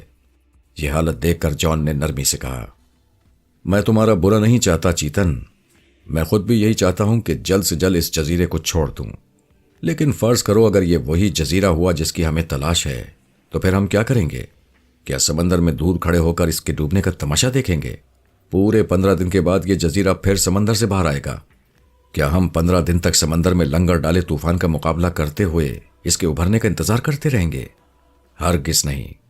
نہ تو میں یہ خطرہ مول لے سکتا ہوں اور نہ ہی اپنا وقت ضائع کر سکتا ہوں۔ ٹھیک ہے، کبڑے نے اپنے آنسو پوچھتے ہوئے کہا، اس وقت تو خیر ہم کنارے پر ہیں، لیکن فرض کیجئے کہ اگر چلتے چلتے ہم جزیرے کے بیچ میں پہنچ گئے اور پھر یہ جزیرہ آہستہ آہستہ ڈوبنے لگا تو کیا ہم بھاگ کر اپنے جہاز تک واپس آ سکیں گے؟ کیا ہم جزیرے کے بیچ میں ڈوب نہ جائیں گے؟ میرے عزیز، بھلا ایسا کس طرح ہو سکتا ہے؟ اول تو ہم سب تیرنا جانتے ہیں اور تیرتے ہوئے اپنے جہاز تک جا سکتے ہیں۔ دوسری بات یہ کہ جزیرے کے ڈوبنے کے بعد ہمارا جہاز خود بخود پانی میں آ جائے گا، جبکہ اس وقت اس کو پانی میں کھینچ کر لے جانا ہی کٹھن ہے۔ اس وقت ہم آسانی سے جہاز تک پہنچ کر سمندر میں سفر کر سکتے ہیں۔ بات معقول تھی، اس لیے اس بار کسی نے جان کی بات نہ کاٹی اور سب جیسے آپ کی مرضی کہہ کر خاموش ہو گئے۔ میں نے کنکھیوں سے کبڑے، چیتن اور ملاحوں کو دیکھا۔ ان تینوں کے چہرے اترے ہوئے تھے۔ ہماری نظر بچا کر چیتن نے ملاحوں سے کچھ کہا بھی، مگر میں سمجھ نہ سکا کہ کیا کہا ہے۔ ہاں، اتنا اب میں ضرور سمجھ گیا تھا کہ کبڑا ملاحوں سے مل کر پھر کوئی سازش کرنا چاہتا تھا۔ میرے ہوشیار رہنے کا وقت آ گیا تھا، اس لیے میں نے مناسب سمجھا کہ اپنے پستول کو ہر وقت ساتھ رکھوں، مگر افسوس ہمارا سب ساز و سامان جہاز ہی میں تھا اور جہاز جزیرے کی زمین پر آڑا پڑا ہوا تھا۔ کچھ دیر بعد جب جان بتوں کی طرف بڑھنے لگا تو میں نے کہا، جناب میں کچھ کہنا چاہتا ہوں، کیونکہ میرے خیال میں آگے بڑھنے سے پہلے یہ بہتر ہوگا کہ ہم اپنی حفاظت کے لیے اپنے پستول، بندوقیں اور دوسری چیزیں ساتھ لے لیں۔ اس وقت ہم بالکل نہتے ہیں اور ایسی حالت میں آگے بڑھنا خطرے سے خالی نہیں۔ کہتے تو تم ٹھیک ہو، جان نے سوچتے ہوئے کہنا شروع کیا، فیروز، مگر ان پھٹی ہوئی پتلونوں اور قمیصوں کے علاوہ ہمارے پاس اور کوئی لباس بھی نہیں ہے۔ قمیضیں بھی اب شاید اتار دینی پڑیں گی کیونکہ کافی گرمی محسوس ہونے لگی ہے۔ سمجھ میں نہیں آتا کہ یہ گرمی یہاں اس قدر کیوں بڑھ گئی ہے۔ یہ مقام خط استوا سے قریب ہے، اس لیے، جیک نے جواب دیا۔ پھر بھی مگر اتنی گرمی؟ میرے خیال میں اس کی کوئی نہ کوئی وجہ ضرور ہے۔ خیر، اس کی بابت تو پھر سوچا جائے گا۔ میرا مطلب تو صرف یہ تھا کہ ننگے بدن پر چمڑے کی پیٹیاں لٹکانے سے ہماری کھال چھل جانے کا ڈر ہے، مگر خیر اس کے علاوہ اور کوئی بھی چارہ نہیں ہے، اس لیے آؤ پہلے ہم سامان نکال لیں۔ یہ کہہ کر جان جہاز کی طرف بڑھنے لگا اور ہم بھی اس کے پیچھے ہو لیے۔ جہاز کے اندر جانے کے بعد ہم اپنا اپنا ضروری سامان نکالنے لگے۔ دیکھا جائے تو یہ ہماری تیسری مہم کی تیاری تھی۔ خدا جانے ابھی ایسی کتنی مہمیں اور باقی تھیں۔ جب ہم جہاز سے نکل کر دوبارہ باہر آئے تو میں نے دیکھا کہ کبڑے نے اپنی کمر سے ٹپکا باندھ رکھا ہے۔ میرے پوچھنے پر کہ وہ کیا چیز ہے، اس نے جواب دیا، بات یہ ہے بیٹا کہ میں اب کافی بوڑھا ہو چکا ہوں۔ اس عمر میں ایسے سخت سفر کرنا اور اتنے عجیب و غریب خطروں سے دوچار ہونا میرے لیے بہت مشکل ہے، اس لیے اپنی کمر سے یہ کپڑا باندھ لیا ہے تاکہ چلتے وقت تھکن محسوس نہ ہو۔ ٹھیک ہے نا؟ اب یہ ٹھیک تھا یا نہیں یہ تو مجھے معلوم نہیں تھا، ویسے میں اتنا ضرور جانتا تھا کہ کبڑے کی نیت میں کچھ نہ کچھ کھوٹ ضرور ہے، اس لیے میں نے اس سے کہا، ہو سکتا ہے کہ یہ ٹھیک ہو، لیکن میں نے بھی احتیاطاً پستول اپنے ہاتھ میں رکھ لیا ہے کیونکہ مجھے کسی بھی وقت اس کی ضرورت پڑ سکتی ہے۔ کیوں؟ ٹھیک ہے نا؟ کبڑے نے میرا طنزیہ لہجہ سن کر اپنا منہ دوسری طرف پھیر لیا اور پھر بڑبڑانے لگا۔ اس کی اس حرکت کے ساتھ ہی وہ دونوں ملاح بھی مجھے گھور کر دیکھنے لگے۔ اب میں پوری طرح سمجھ چکا تھا کہ دال میں ضرور کچھ کالا ہے۔ کبڑے نے ان دونوں ملاحوں کو اپنا ساتھی بنا لیا ہے اور اب یہ چاہتا ہے کہ جلد سے جلد ہم سے الگ ہو کر پھر اسی جگہ پہنچ جائے جہاں ہم نے خزانہ ڈھونڈا تھا اور اس طرح پورے خزانے کا مالک بن جائے۔ سچ کہتا ہوں کہ یہ اندازہ لگا کر مجھے بڑی گھبراہٹ ہوئی۔ مجھے محسوس ہونے لگا کہ اب ہماری زندگیاں پھر خطرے میں ہیں۔ میں نے سوچ لیا ہے چاہے کچھ ہو جائے اس منحوس کبڑے کی اسکیم کو ہرگز کامیاب نہ ہونے دوں گا۔ آہستہ آہستہ چلتے ہوئے اور پھونک پھونک کر قدم رکھتے ہوئے ہم اس مقام کی طرف بڑھنے لگے جہاں اب سے کچھ دیر پہلے وہ راکٹ کھڑا تھا اور جو نہ جانے زمین سے کتنے ہزار میل کی دوری پر نکل چکا تھا۔ کچھ ہی دیر بعد ہم وہاں پہنچ گئے۔ راکٹ جس مقام سے اڑا تھا اب وہاں ایک گہرا گڑھا تھا۔ راکٹ کے نیچے سے جو شعلے نکلے تھے یہ گڑھا دراصل انہوں نے ہی بنایا تھا۔ ہم گڑھے کو غور سے دیکھ ہی رہے تھے کہ یکایک چونک کر اسی جگہ ٹھٹک گئے۔ ہماری نظریں گڑھے کے برابر ہی پڑی ہوئی ایک عجیب سی چیز پر گڑ کر رہ گئیں۔ یہ ایک نرالی قسم کا پہیہ تھا اور اس پہیے کے بیچ میں سے ایک اودی مائل نیلی روشنی نکل رہی تھی۔ ساتھ ہی یہ روشنی اس انداز سے گپ چپ کر رہی تھی جیسے ستارے کرتے ہیں۔ ہم حیرت سے اس پہیے کو دیکھ ہی رہے تھے کہ اچانک اس روشنی نے رنگ بدلنے شروع کر دیے۔ پہلے اودی روشنی سبز ہوئی، پھر زرد اور سب سے آخر میں بے حد سرخ، اتنی سرخ کہ اس پر ہماری نظر ہی نہ ٹھہرتی تھی۔ ہم تو جلدی سے گھبرا کر پیچھے ہٹ گئے، البتہ جان وہیں کھڑا رہا۔ وہ چونکہ سائنسدان تھا اس لیے اسے اس چمکتی ہوئی چیز سے دلچسپی پیدا ہو گئی تھی، اور پھر یکایک وہ بات دیکھنے میں آئی جس سے ہماری عقلیں دنگ رہ گئیں۔ اس پہیے میں سے ہلکا سا سراٹا نکلنا شروع ہوا اور پھر یہ سراٹا آہستہ آہستہ بھررائی ہوئی آواز میں تبدیل ہونے لگا اور جلد ہی صاف انگریزی میں کسی نے کہا، آپ حضرات سے میری ایک گزارش ہے اور وہ یہ کہ آپ جلد سے جلد اس جزیرے سے دور چلے جائیں، یہ بہت ضروری ہے۔ مگر آپ کون ہیں؟ جان نے پوچھا۔ میں اتنا تو جان چکا ہوں کہ یہ ایک قسم کا لاؤڈ اسپیکر ہے جس سے آپ کی آواز آ رہی ہے، مگر آپ ہیں کہاں؟ ہم اس وقت آپ سے ہزاروں میل دور خلا میں اڑ رہے ہیں۔ ابھی کچھ ہی دیر پہلے آپ ہمارے بچوں کی قید میں تھے، آپ کو یاد ہے؟ جی ہاں، یاد ہے۔ ہمیں شرارتی بچوں کی قید سے چھڑانے کا بہت بہت شکریہ، جان نے ہنس کر کہا۔ مگر آپ ہمیں واپس چلے جانے کو کیوں کہتے ہیں؟ اس لیے کہ اسی میں آپ کی بہتری ہے، آواز نے کہنا شروع کیا۔ ہمارے پاس اتنا وقت نہیں ہے کہ تفصیل سے آپ کو سب کچھ بتائیں۔ مختصراً اتنا سمجھ لیجئے کہ ہم سیارہ اتون سے آتے ہیں، یعنی وہ سیارہ جسے آپ زمین والے زہرہ کے نام سے جانتے ہیں۔ آپ کی دنیا کے اس جزیرے میں خاص طاقت ہے جسے ہم سوبیا کہتے ہیں۔ سوبیا اتون میں نہیں ہوتی، مگر ہمارے لیے یہ وہی کام کرتی ہے جو آپ کی دنیا والوں کے لیے بجلی کرتی ہے۔ ہمارے کارخانے اور دوسری چیزیں سب اسی طاقت سے چلتی ہیں۔ اس جزیرے کے پتھروں میں چھپی ہوئی یہ طاقت ہمارے لیے کروڑوں سال تک کافی ہے۔ یہ طاقت اتنی حیرت انگیز ہے کہ پتھروں میں بھی جان ڈال سکتی ہے۔ جس مقام پر آپ آ گئے ہیں اس سے آگے بڑھنے پر ہماری حد شروع ہو جاتی ہے۔ ہم نے اس حد کے اندر اپنے کچھ پہرے دار مقرر کر رکھے ہیں جو آپ کو آگے بڑھنے سے روک سکتے ہیں، اور ان پہرے داروں میں بھی وہی طاقت کام کر رہی ہے۔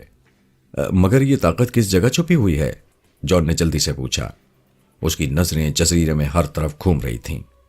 ان پتھر کے بتوں کے نزدیک جو اس وقت آپ سے 2 برتھ یعنی آپ کے حساب سے 2 فرلانگ کے فاصلے پر ہیں، آواز نے کہنا شروع کیا۔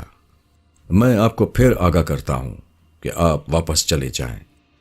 کل آدھی رات کو یہ جزیرہ پانی میں غرق ہونا شروع ہو جائے گا اور تب آپ کا یہاں سے نکلنا بہت مشکل ہوگا۔ بہت اچھا، ہم چلے جائیں گے، مگر میں آپ سے 2 باتیں اور پوچھنا چاہتا ہوں، جان نے کہا۔ وہ گھومتے ہوئے پہیے کو غور سے دیکھ رہا تھا۔ جلدی کہیے، کیونکہ جلد ہی وہ مقام آنے والا ہے جہاں آواز کی یہ لہریں آپ تک نہیں پہنچ سکیں گی اور میں آپ سے بات نہیں کر سکوں گا۔ میں یہ معلوم کرنا چاہتا ہوں کہ اس جزیرے کے پانی میں غرق ہونے کا راز کیا ہے، جان نے پوچھا۔ یہ ہمارے بنائے ہوئے خاص پروگرام کے ساتھ ڈوبتا اور ابھرتا ہے۔ وہ طاقت سوبیا 15 دن تک پانی میں ڈوبے رہنے سے زیادہ قوت حاصل کرتی ہے اور پھر 15 دن بعد پانی سے اوپر آنے پر 50,000 گنا طاقت بن جاتی ہے۔ ایسا سمجھ لیجئے کہ یہ ایک قسم کی بیٹری چارجنگ ہے جو ہم اتون میں بیٹھ کر ریڈیائی لہروں کے ذریعے کرتے ہیں۔ مگر آپ بے فکر رہیے، ہم آپ کی دنیا کو غرق کرنے کا کوئی ارادہ نہیں رکھتے۔ ہاں، اگر ہم چاہیں تو ایسا کر سکتے ہیں، مگر ہم اتونی لوگ بہت امن پسند ہیں، اس لیے ایسا کبھی نہیں کریں گے۔ اچھا، اب دوسرا سوال؟ دوسرا سوال یہ ہے، جان نے بڑی بےتابی سے کہا، براہ کرم مجھے بتائیے، کیا آپ نے اس جزیرے میں کوئی خوفناک مکھی دیکھی ہے؟ اس جزیرے میں نہیں، ہاں البتہ اس سے آگے ایک جزیرہ ہے جسے پہلے ہم نے اپنے مقصد کے لیے ڈوبنے اور ابھرنے والا جزیرہ بنایا تھا۔ لیکن اسی آواز نے جواب دیا، مگر جان کو اب کان لگا کر سننا پڑا کیونکہ آواز ہلکی ہوتی جا رہی تھی۔ بعد میں ہمیں معلوم ہوا کہ سوبیا وہاں بہت کم مقدار میں ہے۔ اس کے علاوہ ہمیں اس خوفناک پرندے سے بھی سابقہ پڑا جسے آپ مکھی۔ اس کے بعد ایک زوردار زناٹے کی آواز آئی۔ اس عجیب سے لاؤڈ اسپیکر کی روشنی اچانک غائب ہو گئی اور پھر فوراً ایک کڑک و چمک کے ساتھ اس میں آگ لگ گئی۔ معلوم ہوتا تھا کہ زہروی باشندے اب ہماری زمین سے بہت ہی دور پہنچ چکے تھے، اس لیے ان کی آواز بھی ہلکے ہوتے ہوتے بالکل ختم ہو گئی تھی۔ جب ریڈیائی لہریں ختم ہو گئیں تو اس لاؤڈ اسپیکر میں آگ لگ گئی تاکہ ہم زمین کے رہنے والے ان کے راز سے واقف نہ ہو سکیں۔ ہم کچھ دیر تک سہمے ہوئے کھڑے رہے۔ اس کے بعد جان نے کہا، اب بولیے، کیا خیال ہے؟ کیا ہمیں آگے جانا چاہیے؟ بے شک جانا چاہیے، جیک نے جواب دیا۔ ہو سکتا ہے کہ ان بتوں کے قریب جا کر ہمیں بھی اس طاقت کا پتہ مل جائے جسے وہ زہروی سوبیا کہہ رہا تھا۔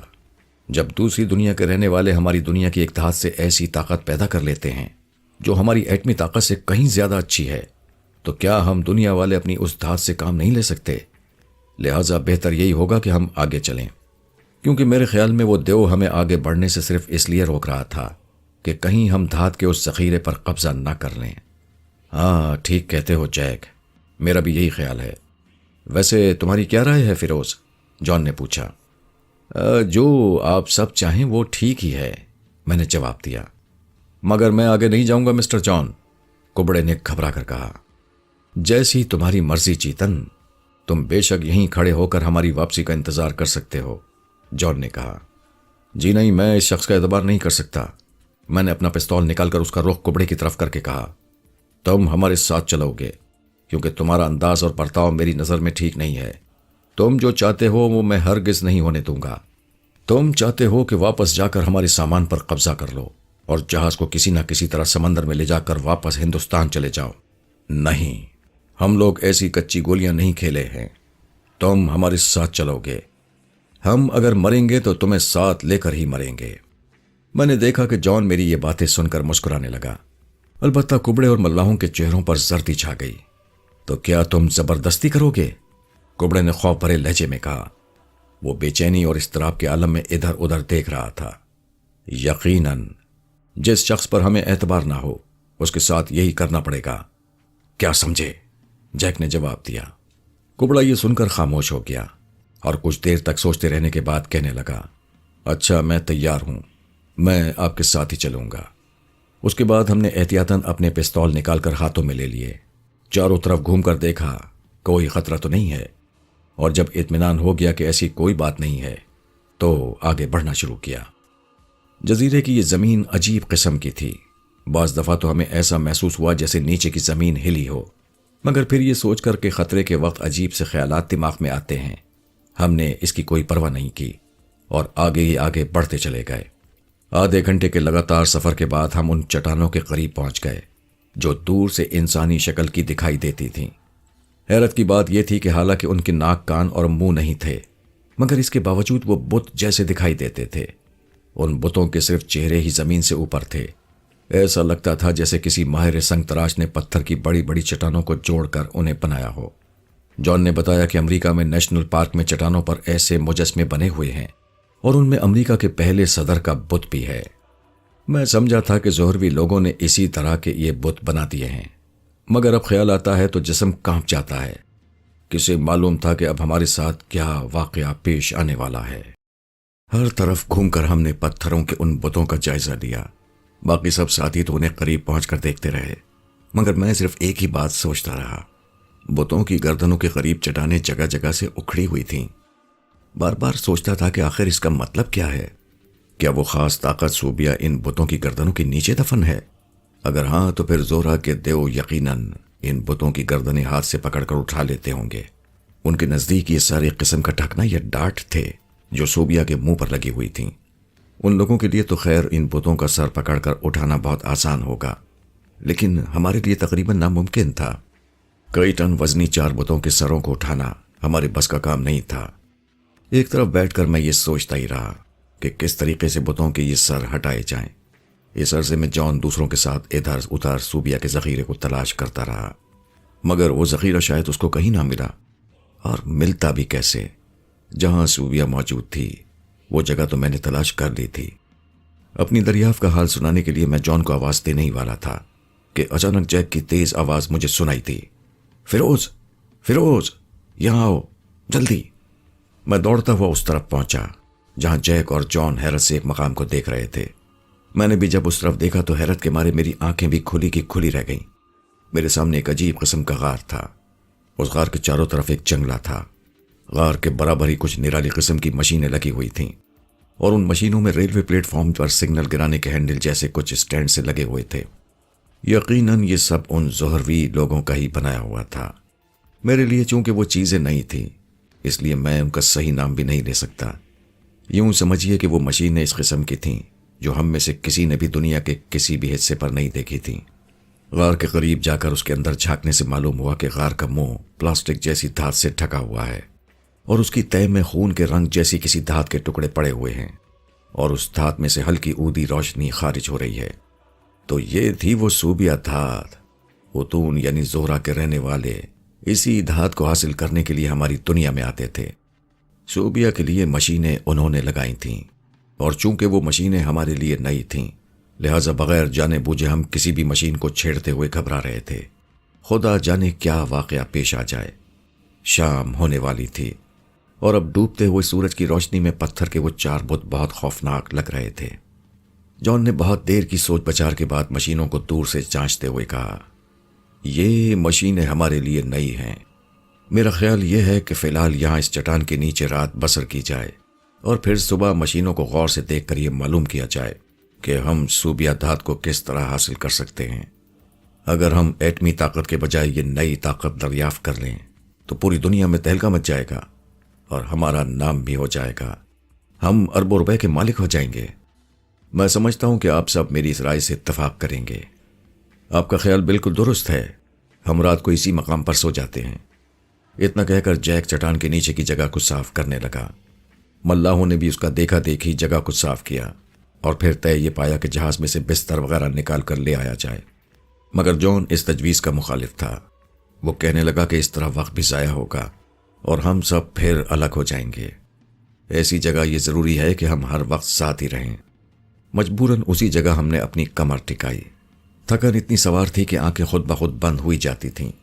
ملاحوں اور کبڑے نے تو لیٹتے ہی اپنی آنکھیں بند کر لیں۔ رات کا اندھیرا اب آہستہ آہستہ چاروں طرف پھیلنے لگا تھا۔ میں چٹان سے کمر لگائے لگاتار ان پتھروں کے بتوں کو دیکھے جا رہا تھا جو رات کی سیاہی میں اور بھیانک دکھائی دے رہے تھے۔ میں سوچ رہا تھا کہ نہ جانے اب کیا ہوگا، ہم نکلے کس کام سے تھے اور پھنس کہاں گئے۔ سوبیا دھات کے بارے میں سوچ کر خوشی بھی ہوئی اور افسوس بھی۔ خوشی تو اس لیے ہوئی کہ اتنی قیمتی دھات دریافت کر لی جائے گی، افسوس یوں کہ ظہروی باشندوں کے منع کرنے کے باوجود بھی ہم اس عجیب دھات کے ذخیرے تک آ گئے تھے۔ شاید کسی خطرے کی وجہ سے اس نے ہمیں سوبیا کے قریب جانے سے منع کیا تھا۔ اس میں کوئی شک نہیں کہ اس وقت تک تو یہاں کوئی زیادہ خطرہ نہیں تھا، مگر سوال یہ تھا کہ اس جزیرے سے نکلنے کے بعد جب ہم اس جزیرے میں پہنچیں گے جہاں وہ خوفناک مکھی موجود ہے، جس خوفناک جانور کا مقابلہ زہرہ کے رہنے والے دیو نہ کر سکے، کیا ہم کر لیں گے؟ ایسا ہی کچھ سوچتے سوچتے میری بھی آنکھ لگ گئی۔ اندازاً بتا سکتا ہوں کہ شاید اس وقت رات کے 12 بجے ہوں گے۔ میری آنکھ نہ جانے کیوں کھل گئی۔ شاید میری کمر میں کوئی کنکر چبھ رہا تھا، یا پھر خدا نے مجھے اپنی حفاظت کے لیے جگہ دیا ہوگا۔ آپ کو میری وہ پرانی عادت یاد ہوگی جس کے بارے میں نے پہلے بھی بتایا تھا، یعنی جاگنے کے بعد بھی آنکھیں بند رکھنی اور پھر آہستہ آہستہ کر کے کھولنی۔ بس ایسا ہی میں نے اس وقت بھی کیا۔ آنکھیں آہستہ آہستہ کھول کر میں نے دیکھا کوئی دھیرے دھیرے جان کی طرف جا رہا ہے۔ فوراً ہی آنکھیں پوری طرح کھول کر میں نے اچھی طرح دیکھا تو معلوم ہوا کہ کبڑا ہے۔ وہ جان کے پاس جا کر خاموش کھڑا ہو گیا اور پھر ہاتھ کا اشارہ کر کے کسی کو اپنی طرف بلایا۔ اب دراصل عمل کا وقت آ گیا تھا۔ میں نے بغیر ہلے جلے آہستہ سے اپنا پستول ہاتھ میں لیا اور انتظار کرنے لگا کہ کبڑا کیا کرتا ہے۔ میرا خیال تھا کہ اس کی کمر میں بندھے ہوئے ٹپکے میں یقیناً کوئی چھری ہوگی، جس سے وہ جان کو ختم کرنا چاہتا ہوگا۔ مگر یہ دیکھ کر میری حیرت کی کوئی حد نہ رہی کہ وہ ملا کو خاموش رہنے کا اشارہ کر کے اور جان کو سوتا ہوا پا کر ملا کے ساتھ صوبیہ دھات کے ذخیرے کی سمت میں جانے لگا۔ اب کوئی بات ڈھکی چھپی نہیں رہی تھی۔ کبڑے کا ارادہ صاف ظاہر تھا۔ وہ ہماری لا علمی میں اس قیمتی خزانے کو حاصل کرنا چاہتا تھا جو ہم نے حال ہی میں دریافت کیا تھا۔ بجائے اس کے کہ میں ان دونوں کو اس حرکت سے باز رکھتا، میں بھی ان کے پیچھے پیچھے چل پڑا۔ دراصل میں دیکھنا چاہتا تھا کہ کبڑا کیا کرتا ہے۔ چٹانوں کی آڑ لیتا اور ان کی نظروں سے بچتا ہوا میں جلد ہی اس جگہ پہنچ گیا جہاں وہ دونوں کھڑے تھے اور جہاں وہ نرالی قسم کی مشینیں تھیں۔ مگر پھر یہ دیکھ کر حیرت کی وجہ سے میرے جسم میں سنسنی دوڑ گئی کہ اب ان مشینوں سے کچھ ہی فاصلے پر پتھر کا بنا ہوا ایک لمبا ترنگا بت کھڑا ہوا ہے۔ میں نے اپنے ذہن پر بہت زور ڈالا اور یہ سوچنے کی بہت کوشش کی کہ کیا شام سے پہلے وہ بت اس جگہ موجود تھا، مگر اس وقت میرا ذہن اتنا بیکار ہو چکا تھا کہ کوئی معقول جواب نہ دے سکا۔ میں یہ سوچ کر مطمئن ہو گیا کہ شاید وہ بت وہاں پہلے سے ہی موجود ہوگا اور جلدی میں ہم لوگوں کی نظر اس پر نہ پڑی ہوگی۔ تھوڑا آگے بڑھ کر میں نے چاند کی خاصی تیز روشنی میں اس بت کو غور سے دیکھا۔ اونچائی میں وہ بت کم از کم 60 فٹ اونچا تھا۔ اس کی بناوٹ ایسی تھی کہ بڑا ہیبت ناک نظر آتا تھا۔ اس کے ہاتھ پاؤں سب کچھ تھے۔ میں اس کے مقابلے میں بالکل چیونٹی نظر آتا تھا۔ ڈر یہ تھا کہ اگر خدا نخواستہ وہ بت مجھ پر گر پڑتا تو میں یقیناً سرما بن جاتا۔ میری طرح شاید کبڑا بھی یہ سوچ کر حیرت زدہ تھا کہ وہ بت وہاں کس طرح آ گیا ہے، مگر پھر وہ بھی یہ سمجھ کر غالباً اس کی نظر کا دھوکہ ہے، ملا کو ساتھ لے کر آگے بڑھنے لگا۔ میں نے یہ مناسب سمجھا کہ چٹان کے پیچھے کھڑے رہ کر اس کی حرکتیں دیکھتا رہوں اور پھر موقع ملنے پر اس کا مقابلہ کروں۔ کبڑا آہستہ آہستہ پھونک پھونک کر قدم رکھتا ہوا ان مشینوں کے قریب پہنچا جہاں بہت زیادہ گیئر لگے ہوئے تھے۔ ان گیئرز کے برابر ہی وہ غار تھا جس میں دہکتی ہوئی صوبیہ تھی۔ کبڑے نے پہلے تو غار کے اندر جھانک کر دیکھا اور پھر ان گیئرز کے قریب پہنچا۔ کبڑے کی بے وقوفی کا یہ بہت بڑا ثبوت تھا۔ اگر کسی سمجھدار شخص کو دہکتا ہوا انگارہ اٹھانا ہوتا ہے تو وہ اسے کسی چیز سے پکڑ کر اٹھاتا ہے، مگر کبڑے کو یہ بالکل معلوم نہ تھا کہ دھات کس قسم کی ہے، اور اگر اس نے اسے حاصل کر بھی لیا تو اسے لے کر کس طرح جائے گا۔ سچ ہے عقل مند وہی ہے جو آنے والے برے وقت کے بارے میں پہلے ہی سے سوچ لے۔ انسان کتنا لالچی ہے، اپنا مطلب حاصل کرنے کے لیے خواہ خطرے میں کود پڑتا ہے، اور ایسے موقعوں پر اسے اپنی جان کی بھی پرواہ نہیں ہوتی۔ کبڑے کے ساتھ بھی ایسا ہی ہوا۔ اس نے پہلے تو گیئرز کو چھو کر دیکھا اور پھر بغیر جانے بوجھے آہستہ سے ایک گیئر کھینچ لیا۔ کٹ کی آواز آئی۔ میرا خیال تھا کہ فوراً ہی کچھ نہ کچھ ہوگا، مگر کچھ بھی نہ ہوا۔ کبڑا شاید اس سے مطمئن ہو گیا اور پھر اس نے آگے بڑھ کر دوسرا گیئر کھینچا۔ اس بار بھی کوئی خاص واقعہ نہ ہوا، البتہ ایک ہلکی سی گڑگڑاہٹ سنائی دینے لگی۔ اس گڑگڑاہٹ کو سن کر میں نے چاروں طرف غور سے دیکھا۔ یہ ہلکی سی آواز دراصل کسی نظر نہ آنے والے خطرے کا پیش خیمہ تھی۔ اپنا سانس روکے ہوئے میں حیرت سے اس پتھر کے لمبے بت کو دیکھے جا رہا تھا، اور مجھے ایسا محسوس ہوتا تھا جیسے صوبیہ دھات کا یہ عجیب محافظ یقیناً اپنا فرض ادا کرے گا۔ اتنی دیر میں کبڑا تیسرے گیئرز کا ہینڈل بھی کھینچ چکا تھا۔ اچانک ایک زوردار کڑاکا ہوا اور پھر وہ پورا علاقہ ایک عجیب سی روشنی میں نہا گیا، اور اس روشنی میں یکا یک میری نظر پتھر کے اس بت پر پڑی۔ میری آنکھیں پھٹی کی پھٹی رہ گئیں۔ خوف کے مارے میری گگی بن گئی۔ ایسا لگا جیسے میرے سارا خون کسی نے نچوڑ لیا ہو، ہاتھ پیروں میں جان نہ رہی ہو، اور میں نے جلدی سے چٹان کا سہارا لے لیا۔ ملا اور کبڑا سہمے وہ اس بت کو دیکھ رہے تھے، اور وہ پتھر کا بت اب آہستہ آہستہ اپنی جگہ سے ہل رہا تھا۔ اس میں اچانک زندگی پیدا ہو گئی تھی۔ اس نے پہلا قدم بڑھایا۔ اب اس کا ایک ایک حصہ بالکل انسانوں کی طرح کام کر رہا تھا۔ چال میں لڑکڑاہٹ ضرور تھی، مگر منہ اوپر اٹھائے بڑے خوفناک انداز میں وہ لگاتار آگے بڑھ رہا تھا۔ میں نے بچپن میں محلے کے ایک بوڑھے سے دیو پری کی کہانیاں سنی تھیں، تب میں سن سن کر سہمتا تھا۔ اس وقت مجھے کیا معلوم تھا کہ میں خود بھی اس قسم کی کہانیوں کا کردار بن جاؤں گا۔ میں نے جلدی سے پلٹ کر کبڑے کو دیکھا۔ دہشت کے باعث وہ جس جگہ کھڑا تھا وہیں کھڑے کا کھڑا رہ گیا۔ ملا نے نہ جانے کیسے خود میں ہمت پیدا کر لی کہ زمین سے ایک موٹا سا پتھر اٹھا کر اس نے پتھر کو اس جیتے جاگتے دیو پر پھینک دیا، اور وہ پتھر اس بت میں اس طرح سما گیا جیسے تالاب میں کوئی چھوٹا سا کنکر ڈوب جاتا ہے۔ مگر اس حرکت کا اثر بہت غلط ہوا۔ پتھر کا وہ خوفناک بت اب ملا کی طرف متوجہ ہو گیا۔ اور اپنا ہاتھ بڑھا کر اس نے ملا کو اپنی مٹھی میں دبوچ لیا، اور پھر جو ہونا تھا وہ ہوا۔ غریب ملا کا کچومر نکل گیا۔ کچھ دیر تک وہ اس بت کی مٹھی میں لٹکا ہوا بے بسی سے اپنی ٹانگیں ہلاتا رہا، اور اس کے بعد اس کا بھی وہی انجام ہوا جو اس کے پہلے 2 ساتھیوں کا ہو چکا تھا۔ یہ حالت دیکھ کر کبڑے نے بڑی خوفناک چیخیں ماری اور پھر بری طرح سر پر پیر رکھ کر بھاگا، مگر بھاگتے بھاگتے بھی اس کو ٹھوکر لگی اور وہ منہ کے بل زمین پر گر گیا۔ پتھر کے جاندار بت نے اسے بے بس پا کر جلدی سے جھک کر اٹھا لیا اور پھر اپنی مٹھی میں دبا کر، اف خدا! آگے بتاتے ہوئے بھی میرا کلیجہ منہ کو آتا ہے۔ میں بیان نہیں کر سکتا کہ کبڑا نے کیسی سہمی ہوئی چیخیں ماری، کس بری طرح وہ چلایا اور مدد کے لیے کس کس انداز سے اس نے آوازیں دیں۔ میں نے دونوں ہاتھوں سے اپنا منہ چھپا لیا۔ میں اس عبرتناک انجام کو دیکھ نہیں سکتا تھا۔ ابھی وہ بت کبڑے کو اپنے ہاتھوں میں مسلنے میں مصروف ہی تھا کہ میں کسی قسم کی آواز پیدا کیے بغیر تیزی سے جان کی طرف بھاگا۔ ایسا لگتا تھا کہ جان خود بھی زبردست کڑاکا سن کر اور اس عجیب سی روشنی کو دیکھ کر جاگ چکا تھا، اور وہ میری ہی طرف بھاگا ہوا چلا آ رہا تھا۔ اس کے پیچھے پیچھے جیک اور چوتھا ملا تھا۔ میں انہیں اپنی طرف آتے ہوئے دیکھ کر ٹھٹک گیا۔ میرے رک جانے کی وجہ دراصل کچھ اور تھی، کیونکہ ایک حیرت انگیز اور عجیب بات میرے دیکھنے میں یہ آئی تھی کہ پتھر کے وہ چاروں بت اب آہستہ آہستہ ان تینوں کے پیچھے آ رہے تھے۔